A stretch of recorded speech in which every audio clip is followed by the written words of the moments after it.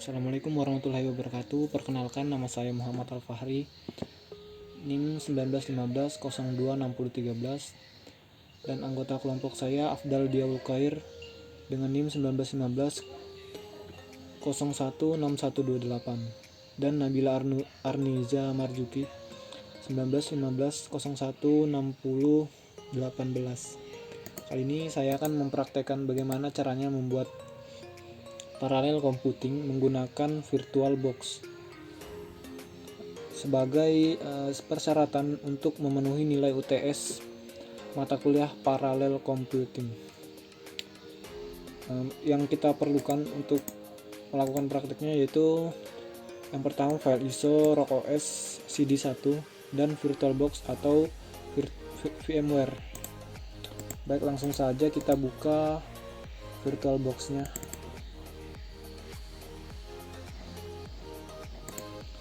Yang pertama kita create new virtual machine-nya atau virtual.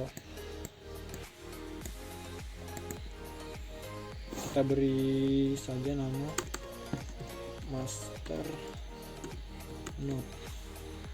Kemudian untuk tipe sistem operasinya kita pilih Linux dan versinya Red Hat 64 bit. Kemudian kita klik next. Untuk alokasi RAM-nya kita beri saja 1500.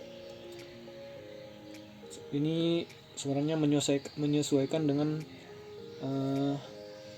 spesifikasi laptop kita masing-masing. Kemudian kita klik next. Create virtual hard disk now. Bentuknya yaitu VDI atau VirtualBox Disk Image.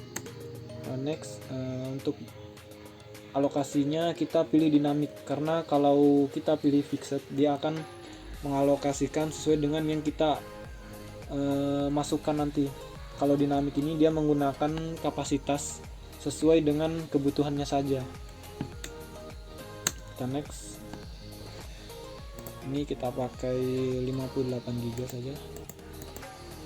Nah, kalau untuk fixed tadi, maka kalau kita masukkan 58 GB, maka harddisk kita akan terkurang sebanyak ini, 58 GB. Kalau dinamik dia tidak akan berkurang sebanyak ini, dia akan berkurang sesuai dengan yang dibutuhkan saja, dengan batas 58 GB seperti itu. Kemudian kita create,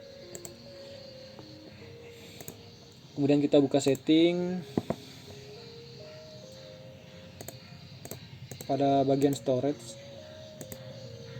pada storage device-nya, controller IDE-nya kita pilih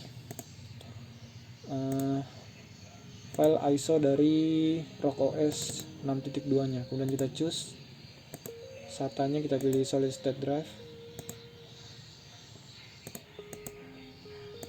Kemudian pada bagian interface network, kita pada adapter satunya kita gunakan internal network. Nanti ini akan terhubung langsung dengan slave node-nya.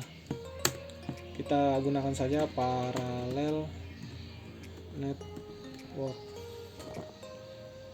Untuk adapter 2-nya kita gunakan NAT atau network adapter translation, dimana ini akan terhubung dengan internet melalui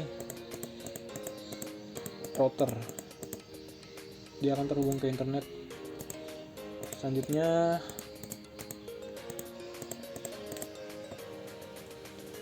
kita oke saja, kemudian kita jalankan.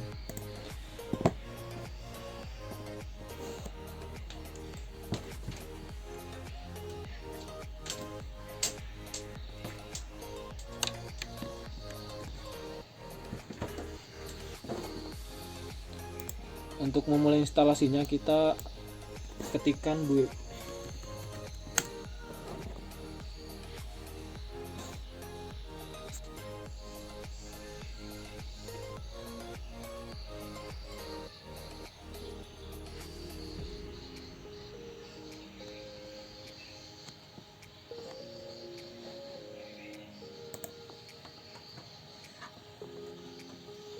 Dia akan mengecek jaringan apakah tersedia bootable.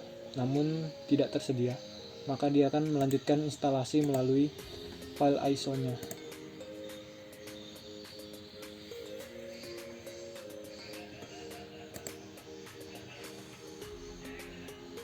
Nah, pada bagian ini kita disuruh untuk memilih role atau package-package apa saja yang akan diinstal sesuai dengan kebutuhan kita, yaitu membuat parallel computing.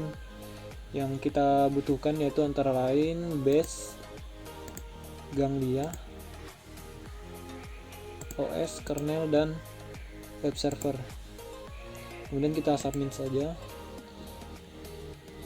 Nah, package-package yang tadi kita pilih akan muncul di layar bagian kiri.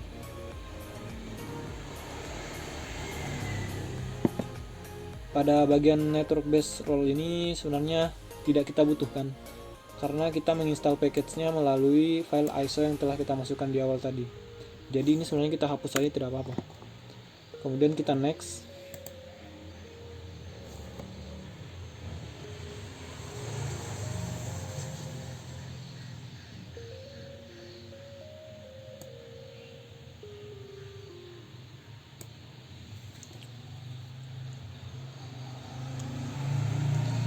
Cluster informationnya untuk domainnya kita ubah, terserah kita saja. Kita buat saja apc parallel.org.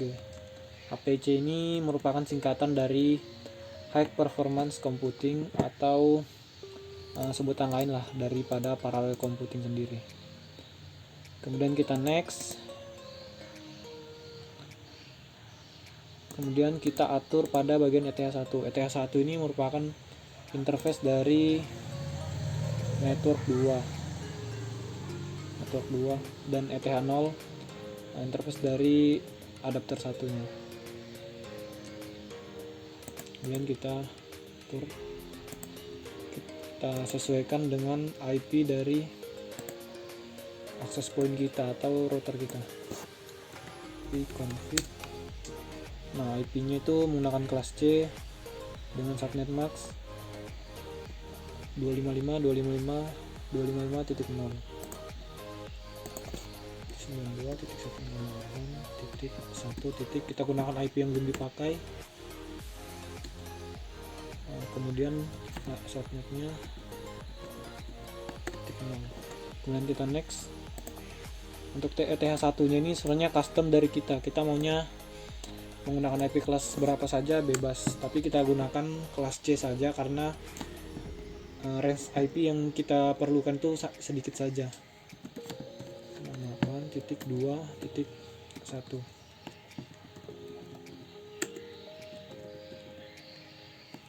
Kita gunakan .248 saja karena IP yang kita perlukan juga sedikit saja.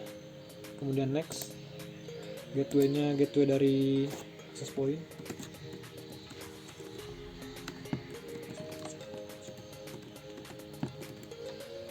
Kemudian kita next. Isikan passwordnya. Kemudian next. Kemudian kita pilih time zone atau pembagian waktunya. Kita pilih Asia Makassar.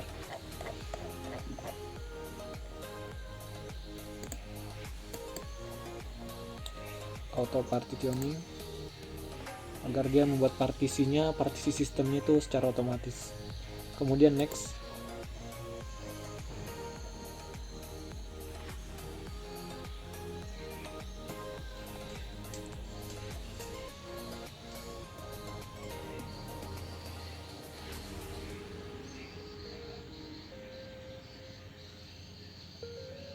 Dan dia akan membuat partisinya secara otomatis. Ini file sistem yang digunakan oleh Linux yaitu ext4.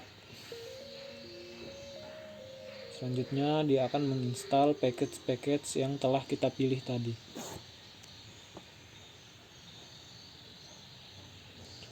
Kita tunggu saja, ini akan memakan waktu cukup lama ya.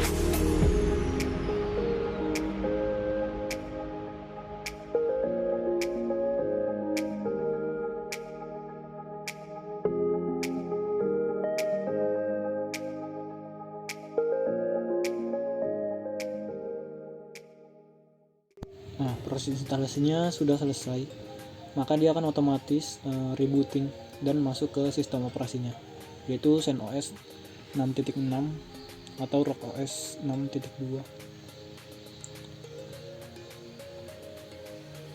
Kita tunggu saja.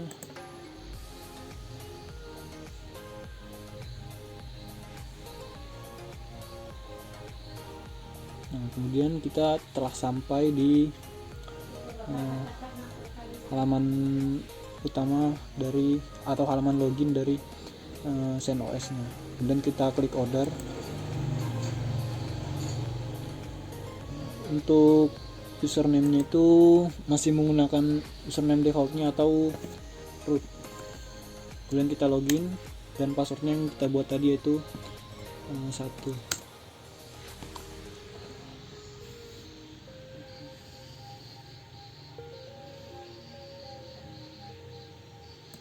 Ini merupakan peringatan bahwa kita login sebagai root super user, atau dalam Windows itu biasanya administratornya.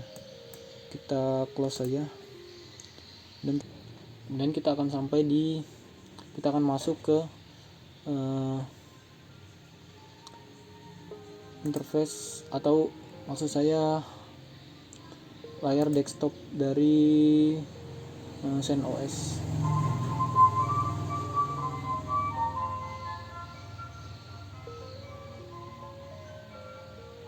Kemudian kita akan masuk ke layar awal atau desktop dari ZenOS nya. Nah, untuk menambahkan slave node-nya, kita akan masuk ke terminal, kemudian kita ketikkan insert adders, kemudian enter, kemudian kita oke. Oh ya, sebelumnya kita cek dulu apakah ganglianya sudah berjalan atau belum. Caranya kita ketikkan localhost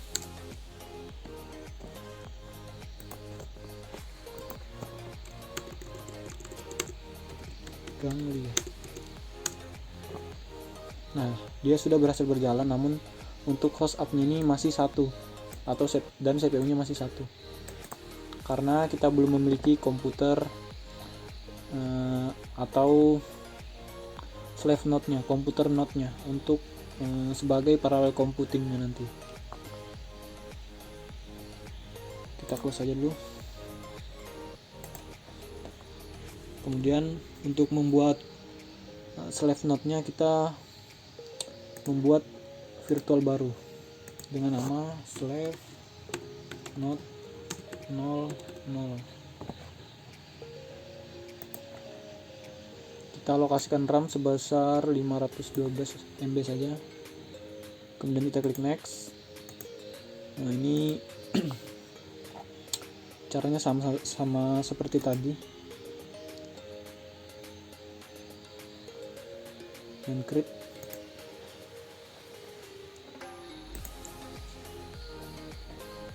Maaf, salah. Kita klik dulu.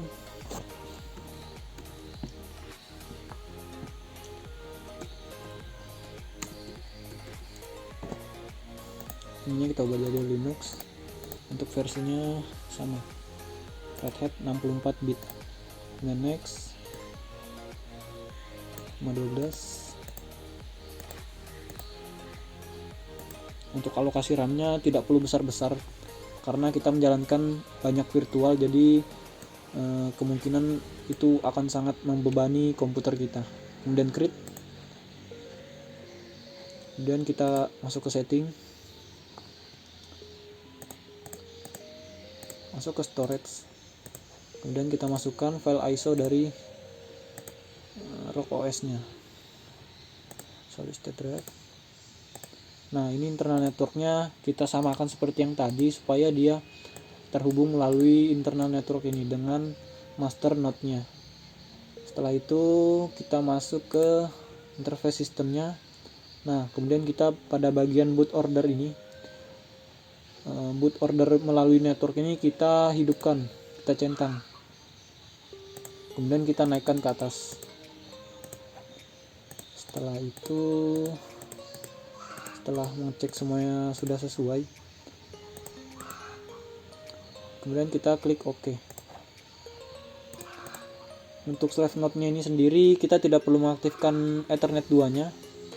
Maksud saya network 2-nya, karena dia akan terhubung ke internet melalui dari master node-nya.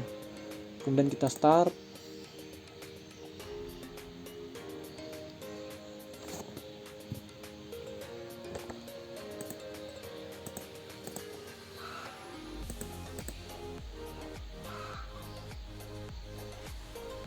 Nah, dia akan membaca bootingnya melalui internet atau melalui networknya. Maksud saya networknya. Karena dia belum terbaca di sini di master node-nya, jadi dia akan menginstal melalui file ISO. Kita ketik saja enter langsung.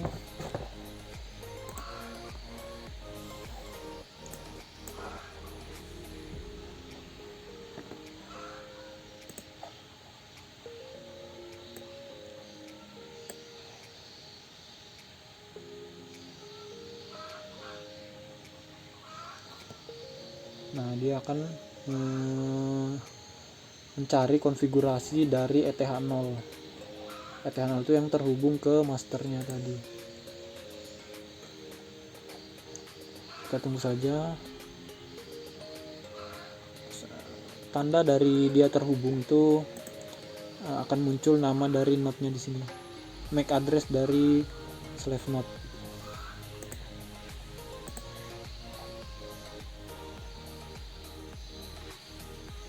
Kita tunggu.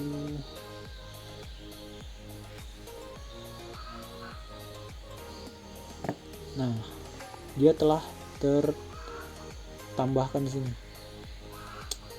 Compute node atau compute 00 dengan MAC address 08002731A914. Kemudian setelah tahap ini, setelah dia terdeteksi pada komputer masternya atau master node-nya, pada slave node kita shutdown atau kita matikan. Kita power off. Kemudian kita keluarkan file ISO-nya agar dia tidak melakukan reinstall. File ISO-nya kita remove. Nah, pengalaman saya sebenarnya banyak kesalahan di sini. Setelah IP-nya slave node-nya sudah terdeteksi di master, file ISO-nya ini tidak kita remove atau tidak kita keluarkan, sehingga dia melakukan reinstall pada saat booting pertama lagi. Kemudian kita OK, lalu kita jalankan kembali.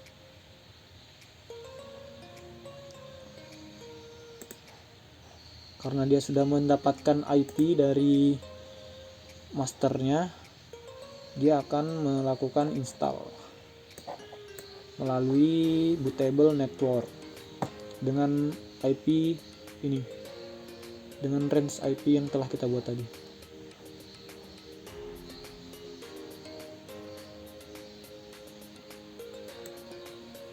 Konsepnya seperti DHCP server.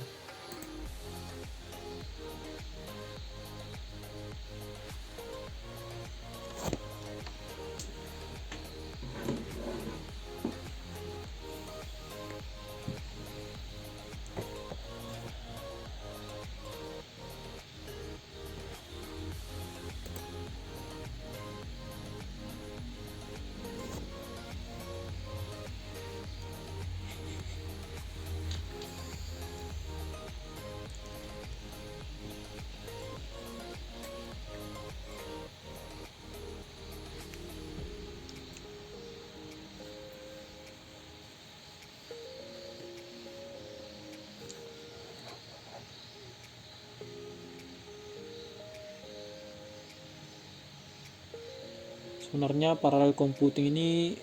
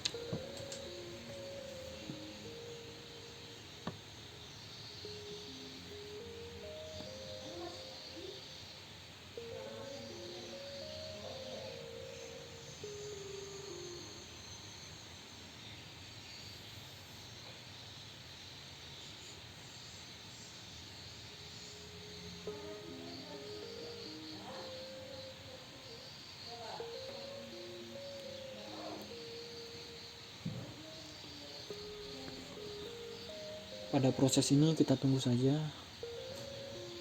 Dia sedang melakukan instalasi package-package yang diambil dari master slave-nya.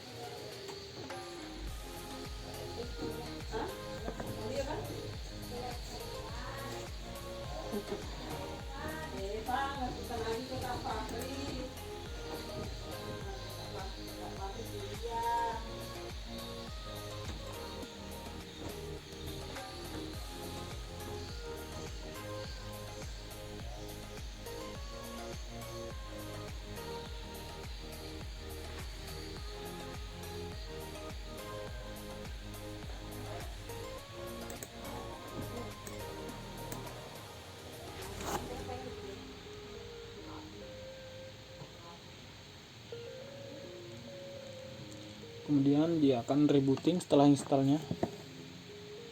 Nah, sebenarnya kenapa dia installnya tidak seperti master slave-nya, dia hanya bentuknya seperti CLI saja, hanya teks, karena dia ini sebenarnya untuk menghemat resource. Jadi resource-nya ini digunakan untuk membantu dari komputer masternya. Jadi sebenarnya slave node ini sebagai komputer pembantu. Nah, dia loginnya hanya teks begini saja karena dia menghemat resource, dan resource-nya itu diberikan kepada master node-nya. Seperti itu. Nah, pada tahap ini kita sudah berhasil menginstal slave node-nya. Kemudian kita coba gunakan dua slave node. Kita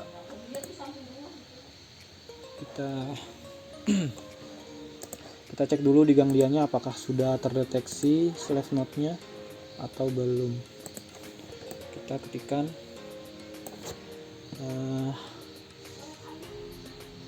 localhost ganglia. Nah, WhatsApp-nya sudah naik jadi 2, bertambah jadi 2, dan CPU-nya menjadi 2, yaitu CPU satu dari CPU masternya dan satu dari slave node-nya.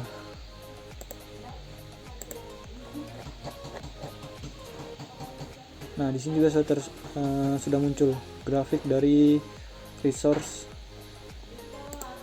komputer slave-nya. Kemudian kita akan membuat slave node yang kedua. Kita save dulu yang ini supaya tidak memakan RAM dan tidak error. Kemudian kita klik new, slave node new.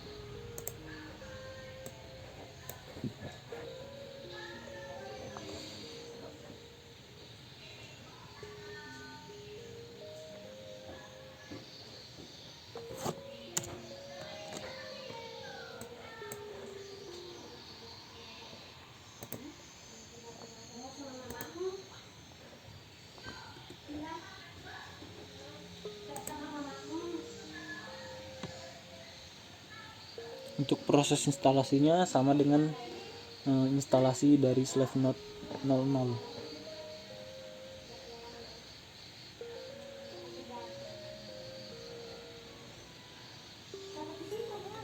Dia akan mengecek apakah tersedia bootable dari network.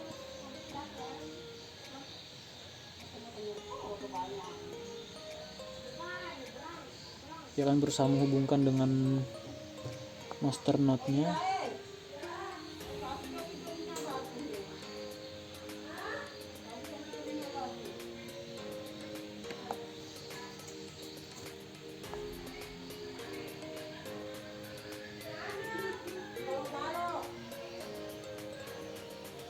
Nah, dia sudah terdeteksi. Kemudian kita shutdown atau matikan. Kemudian oke. Dan masuk pengaturan dan kita hapus file ISO-nya karena kita sudah tidak membutuhkannya lagi. Kemudian oke. Kemudian start. Dan otomatis dia akan menginstal menggunakan resource dari masternya. Package-nya diambil dari masternya.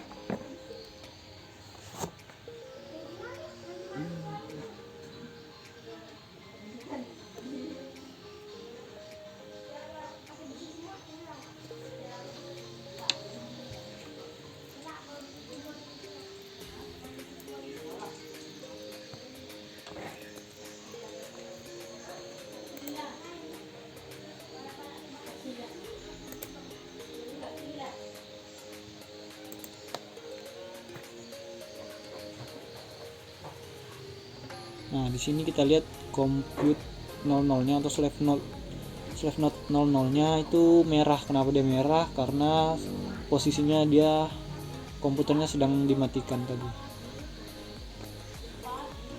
Kalau kita hidupkan, dia akan muncul lagi grafiknya.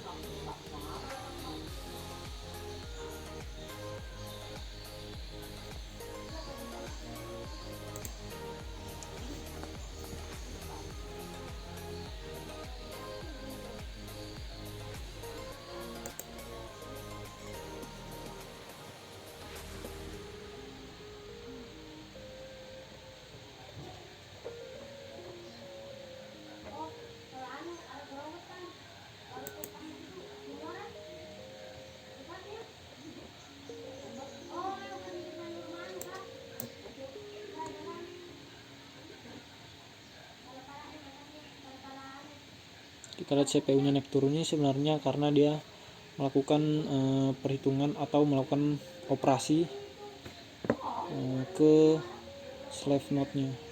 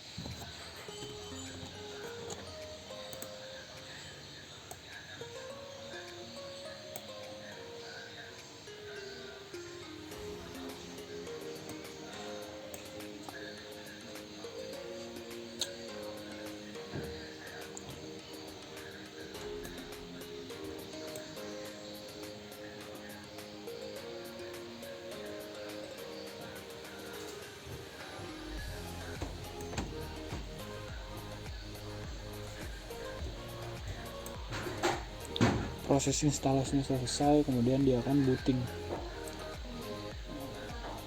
ke CentOS 6.6.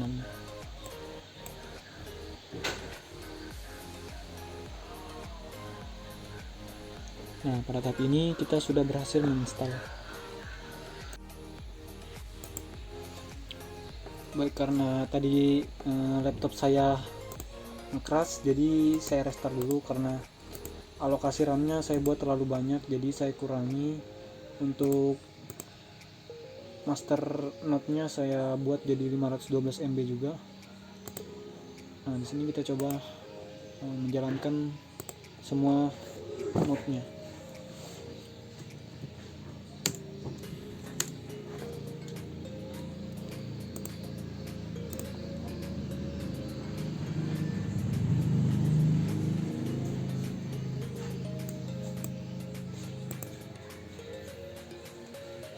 Nah, di sini pada saat booting kita agar tidak reinstall, kita menekan tombol bebas pada keyboard. Terus kita pilih ROG 6. Kemudian enter.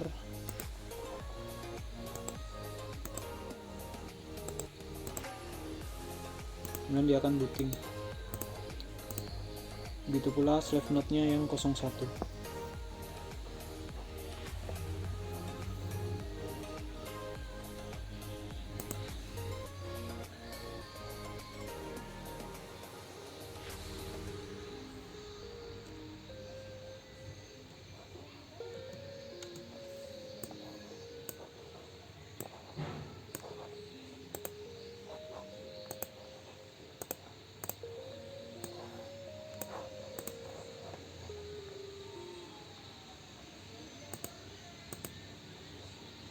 Kemudian kita akan cek pada gangliannya apakah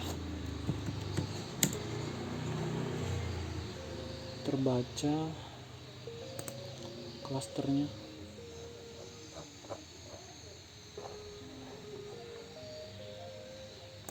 Kita reload. Nah, di sini semua node-node-nya sudah terbaca ya. Ini compute 1 dan compute 0 dan master slave-nya atau komputer utamanya.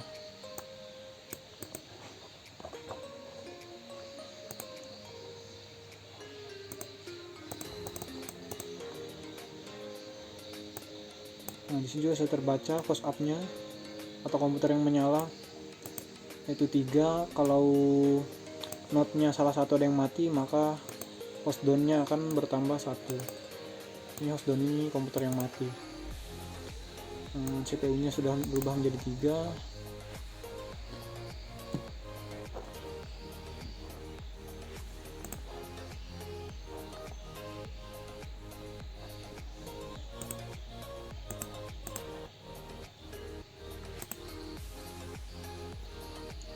Baik, mungkin itu saja dari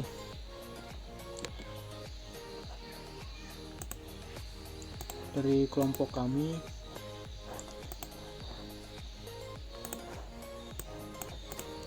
Mungkin itu saya dari kelompok kami. Apabila ada kesalahan dan kekurangan, kami mohon maaf.